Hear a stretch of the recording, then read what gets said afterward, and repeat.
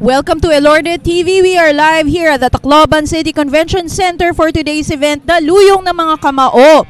Ito na, nagsisimula tayo sa ating amateur event. We have one amateur bout today. Partner, sino ba ang maglalaban sa amateur event na ito? Yung Jasper Hopkins. They are telling that this is a nephew of the legendary Bernard Hopkins, and he will batting Kotaro Nishizaki from MR Boxing Gym in Osaka, Japan. Itong si Jasper, partner, is representing High Punch, which is our promoter for today. Of course, our promoter is Sir Nino the Boy Mataro. Kumbaga, adopted child na ng Tacloban itong si Jasper Hopkins, no? This is a world-class venue sa mga gusto sigurong ang mag-host ng mga malalaking fights sa boxing. Pwedeng possible option tong Tacloban Convention Hall Astrodome. Definitely, partner. We are seeing right now, nakita nyo naman, hindi ko alam kung ilang seater tong Astrodome na to, pero I'm pretty sure this can hold a world-class or even a world title event, partner. Siguro, sa tansya ko, ang max nito is around 4,000. Yes. The max of capacity for this. Definitely. So, ito na nga, si Jasper Hopkins is the one in blue. And yung guest natin from Japan is the one in red, no? Right now, the pendulum is swinging both ways. There are a few moments of aggression from Nishizaki. Si Hopkins naman is handling that aggression well, is able to wait for the opportunity to unleash his own punches. Again, iniimbitahan ko lahat ng mga boxing aficionados sa buong mundo. Kindly like and share this video na pinapalabas ngayon sa True Elorde TV at saka doon sa Facebook page ng promoter natin, si Sir The Boy Mataro. Yes, yung High Punch Boxing Facebook page. Of course, again, I would like to introduce myself. This is Rika Baby Dynamite Aquino, and with me, my co-commentator is Alvin Esco of Real Fight PH. Maraming salamat sa subaybay nyo sa amin dito sa Elorde TV. At we have a jam-pack card. I think it's more or less 9 to 10 magagandang laban tayo for this fight card given to you by Mataro Boxing Promotion. Here we go, partners. Second round between Jasper Hopkins and Kotaro Nishizaki. Yes. Itong Kotaro Nishizaki is he belonged to the MR Boxing Gym in Osaka, Japan. Stablemate niya yung lalaban mamaya for a special attraction between Miyoto Noguchi against our local boy Jesse Chris Rosales of Talibon, Bohol. And this is a matchup of Japan versus USA. Itong si Jasper Hopkins, like you mentioned earlier, is said to be the nephew of the legend Bernard Hopkins. Ito namang si Nishizaki belongs to MR Boxing Gym, kung saan Pilipino ang kanyang coach, si Coach Reggie Campos. Yes. Ito nga, as you can see, you are seeing these young talents, partner. Both of them are tall, both of them are lean, both of them are utilizing a wide range of punches. Yung stand ng Japanese talagang parang very systematic talaga. Talagang yung makita mo babato niya yung kaliwa niya. Then yes, tama ka, partner. Alam mo ang mga Japanese ngayon they're on the rise sa boxing industry. For sure. Because of the rise also of Naoya Inoue. Definitely.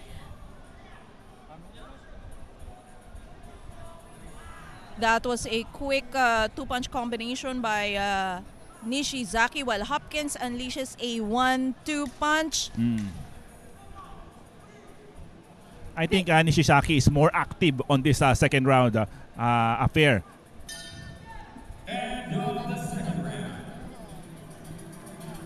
There you have it.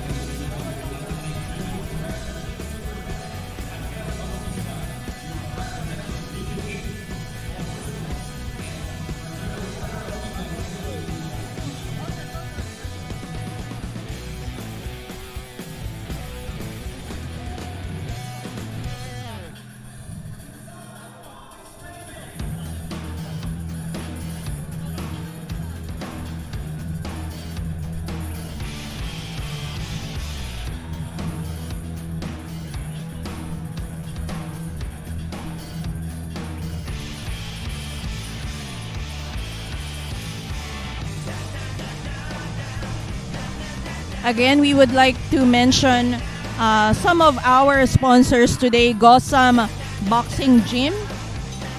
Yun yung venue ng weigh-in kahapon, partner, no? So it's a great gym here in Tacloban.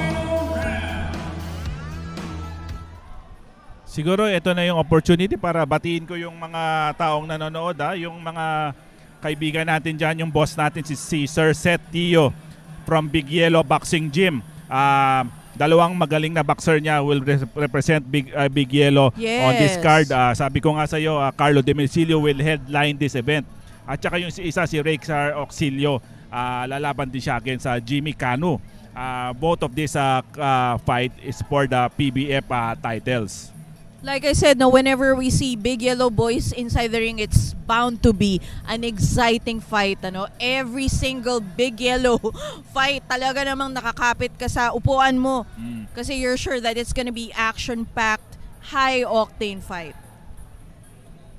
And at the same time, of course, battling Carlo Demesilio is a native of Leyte.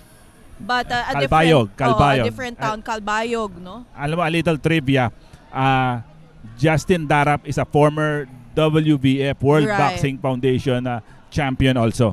And of course, katabi ko lang naman ang Vice President of WBF in the Asia Pacific, Alvin Esgo of Real Fight PH. Babatiin ko yung mga kaibigan natin from Elorde, Sukat, mga nanonood dyan, si Chris Ganyosa, si Mama Loni Agalo, nanonood din siya, at saka yung kaibigan naman natin from CNE Lion. Yes. Boxing gym dyan sa Sampaloc, si Sir Erickson si Asilio. Coach Erickson Asilio, the maker of lethal champions. Miel Pajardo, yes. To be specific. And of course, fighting Rexar Auxilio is High and Punch Boxing Promotions own Jimmy Canu.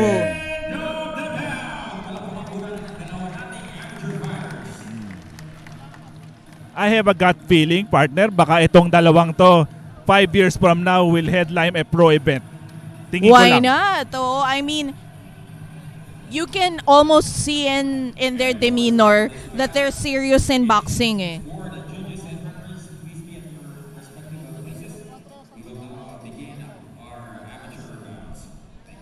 Partner, parang may humihingi na naman ng t-shirt mo dito sa comment section. Ay. Oba.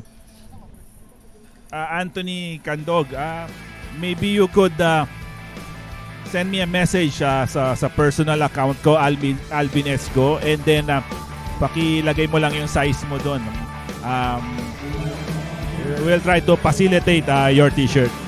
Nako, si Champ Chris Ganosa ang nauna yatang mag-hashtag Recalvination. Nako, Champ Chris, promise namin sa'yo, pag uwi namin dyan, ay may fruit shake ka galing sa Forte Estate.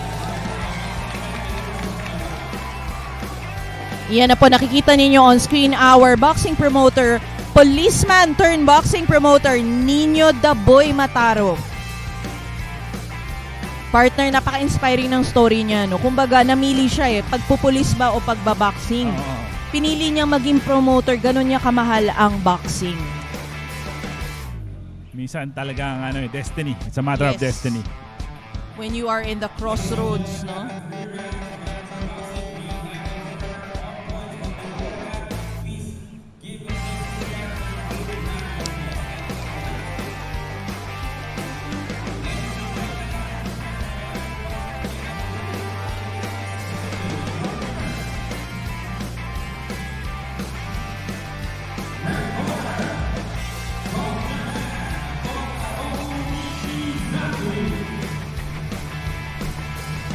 That's it. Kotaro Nishishaki winning by unanimous decision against Jasper Hopkins.